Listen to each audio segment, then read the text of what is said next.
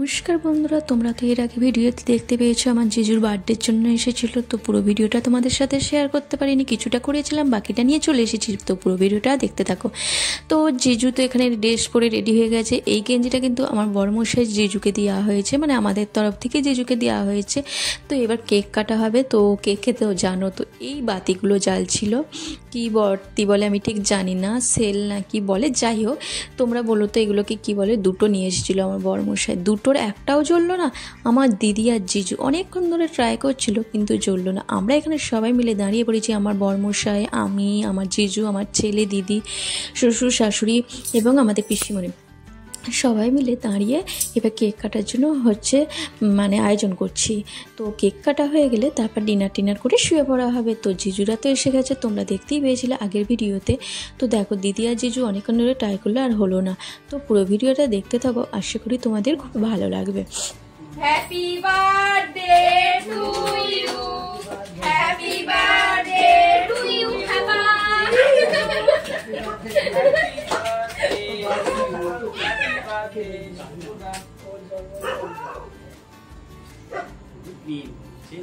আরো গরমেতে গলে গেছে।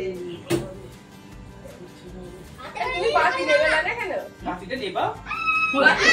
বাতি নেবে ভুলে গেছে, বাতি এখন নেবাচ্ছে।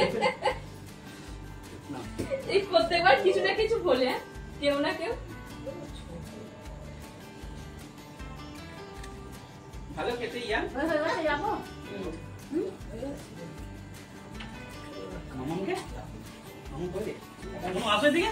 এখন দুটো তো বাতি জ্বালতে গিয়েও জ্বালতে পারলো না, ওইগুলো তো আর জ্বালালো হলো না। বাট আমি খুলে দিতে বলেছিলাম, সবাই মিলে বললো থাক, দেখতে তো ভালোই লাগছে, ডিজাইন হয়ে গেছে।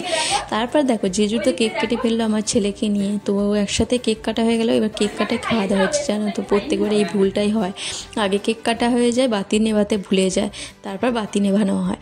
যাই হোক এখানে সবাই মিলে কেক খাওয়া দাওয়া হচ্ছে আর কেক খেয়ে কেকে ক্রিম মাখানো হচ্ছে। এবার আমার ছেলে ক্রিমটাকে নিয়েছে তার মিমিকে মাখাবে বলে, মানে আমাকে মাখাবে বলে। এবার দেখতে পেয়েছো হাতে কেমন গুলছে, মানে মাখছে হাতে, আমাকে পাচ্ছে না। সবার আগে কিন্তু ক্রিমটা আমাকে মাখানোর জন্য চেষ্টা করছিল, কিন্তু বড়মশাই কেকটা অনেকক্ষণ আগে থাকতে বার করে রেখেছিল, যার দ্বারা কেকের ক্রিমগুলো গলে গলে পড়ছিল, কেকটা একটু গলে গিয়েছিল।